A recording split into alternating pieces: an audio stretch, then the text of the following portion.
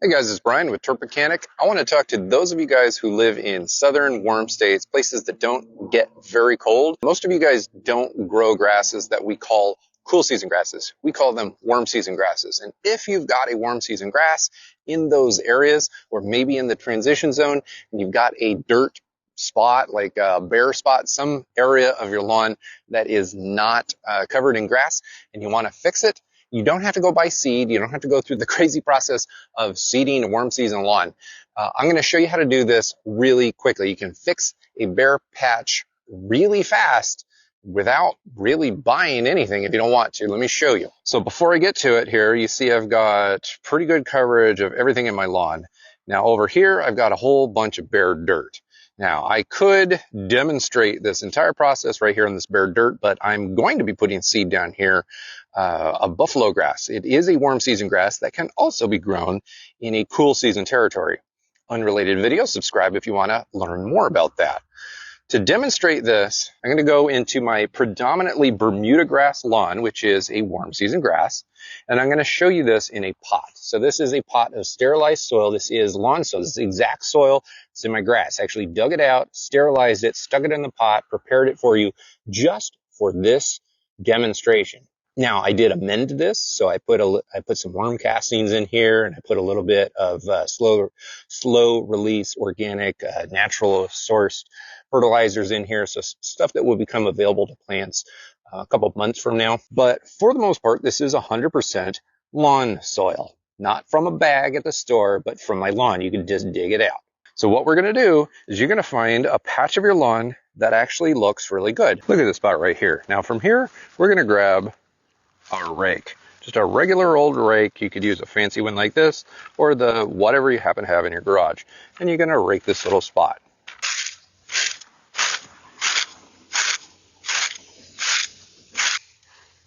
All right, having done a light raking of this tiny little spot, you can see that we're pulling up what we call stolons off the ground. Now I'm just going to grab this at the base with my finger and break it. A stolon runs side to side on the ground. You see that right there? So stolon runs side to side on the ground, and it sends up grass blades along the stolon, but it also roots down into the ground. See that right there?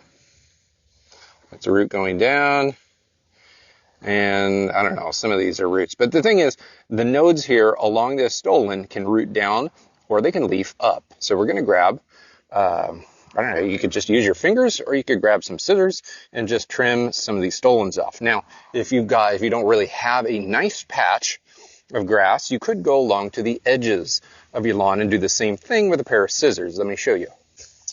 All right, now you see here I haven't edged or cleaned up this, well, this is laziness over here.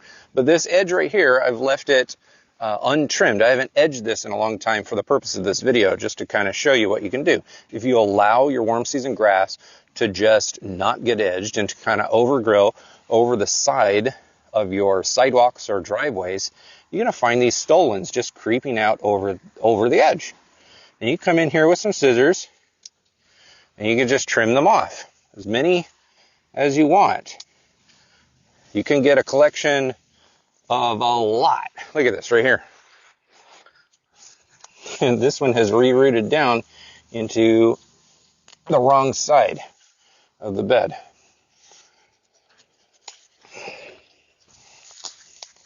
So you just grab a whole bunch of these things. Look at this.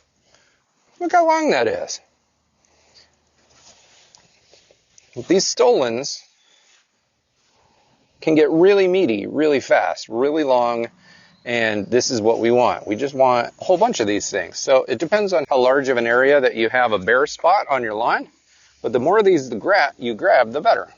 Now, for the purposes of this demonstration, I'm going to keep it at this.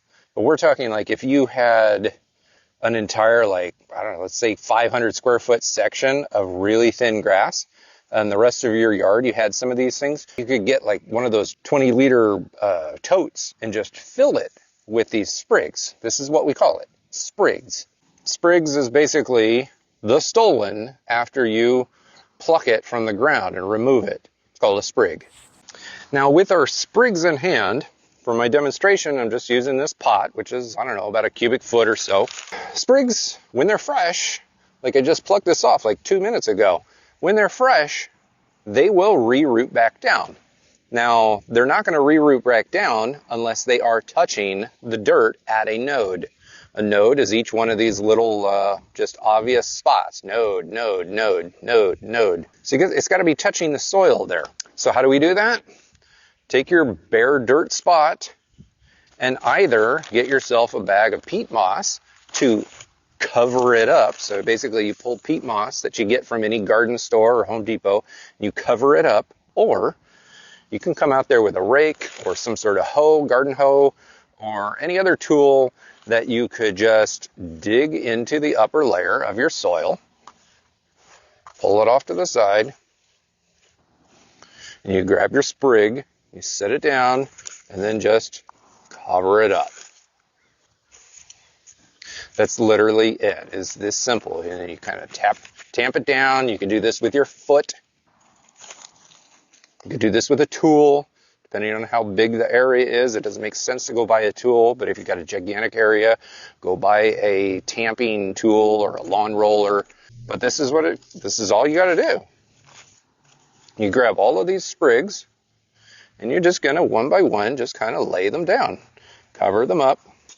That way each node is touching the ground. Now, I should say, this is all Bermuda grass. I do have some mixed grass in here. Some of this is a little bit of crabgrass, which is slowly dying off because of quinclorac application that I did. Some of it is kikuyu grass, but that's mostly over there. I want to actually keep this Bermuda grass in this pot because that's what I do. I keep grass in pots so that I can learn more about them. So you could go through the whole process of digging up your ground, putting all the sprigs down, and then tamping all the grass back down on top of it. But what I'm going to do is I'm just going to take all of my sprigs here and just kind of stick it in.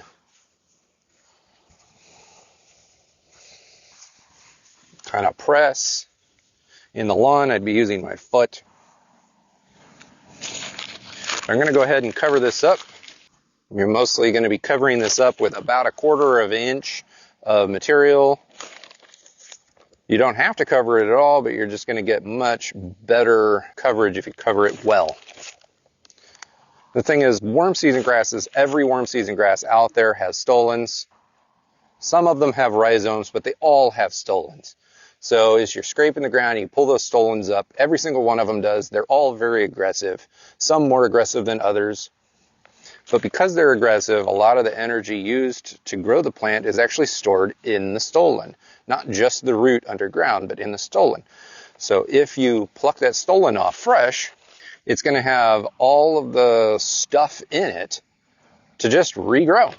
So at this point, you see I've got lawn soil, then I got a whole bunch of sprigs sitting on top of it, and then I just cover it up with peat moss. I've never seen a garden center of any store, any hardware store that did not sell bags of peat moss. You get little bags like this, or you get gigantic square bags. Depending on the size of your area, buy the appropriate amount of peat moss. And then for the purpose of this demonstration, I'm going to go ahead also for my long term, just wanting to have this Bermuda grass in a pot. I'm going to mix up some starter fertilizer here. This is a heavy dose this is a dose of nitrogen, phosphorus, and some potassium. Just kind of mix it up. I'm going to kind of sprinkle it on top. Linked below in the description, I've got a page over on my website where I discuss starter fertilizers and what constitutes a good starter fertilizer. This is obviously a granular, and I've actually pre-mixed it myself. Like I put multiple products together. You can buy the ingredients kind of like I did, or you can just buy something all in one, all combined together already. On that web page, I go into both versions, plus liquids. I don't think I need any more than that. So I'm just going to water this in really good. And I don't know exactly how long this is going to take, but it's definitely not going to take a full 3 weeks. And if you were doing this in a yard, in a lawn space, it would be no different whatsoever. Now stick with me. I'm going to show you the after shot after enough time has gone by to give you a visual on how this sprigging works, what the result actually looks like. But For those of you who are new to lawn care and trying to take better care of your lawn, look in the pinned comment below. There's a link about, I don't know where to start on my lawn care journey. Go ahead and take a look at that link, see if it's right for you. I've got this little email series that goes out that'll kind of help you kind of tiptoe into the process of taking care of your lawn a little bit better. Most people get overwhelmed with the amount of stuff that they could do to the lawn. So if you don't know where to start, then I don't know, you can get all of the information in the world, but you don't know where to start. So hit that link. In any event, this stuff doesn't really apply to cool season grasses. Cool season grasses don't really get sprigged. You could do some plugs using a pro plugger into good areas of the lawn, and then transplanting those plugs into bad areas of the lawn. That's fodder for another video. But with all of that said, let's dovetail into down the road when the results of this happen. All right, here we are. It's day 19. Been 19 days since I put the sprigs in this pot. I haven't done anything special to it. I haven't cut grass. I haven't added any extra fertilizer. And here you see some of the little fert pellets still sitting on the top. I do water it from time to time, but you can see clearly that the sprigs have fully taken. So a lot of them, we got new ones coming up here, coming out of the ground. There's another new one down there coming out. Some of these that were probably covered not quite so deep, or maybe this is the end of a long sprig that's kind of going that way. Everything looks very healthy. Like none of these even look stressed out at all. So at this point, if this was in a lawn space, you could start taking a lawnmower over it and start encouraging new growth by mowing. If I were to dig any of these out, you would see new roots coming off of them. I'm kind of tempted to do that right now, but I'm not going to, because I literally want this pot to be a nice representation of a perfect stand of the grass that I have in my lawn. Because warm season grasses grow out, especially grasses like Bermuda that will grow out underground and above ground, this pot will fill in and be a nice dense stand just like it would in the lawn. Like all of this stuff, if I were to just dig a clump out right here and then leave it, all of the grass would just kind of grow back into the spot. For fixing a super thin warm season lawn, sprigging will work very easily. So I'm going to stop documenting the process of this pot in this video, but up here, this is my beginner's kind of starter video for fall fertilization. Make sure to watch that next. Most of you guys watching this video are probably beginners to lawn care. If you are, then the beginning kind of fundamentals of fertilization are pretty important to learn next.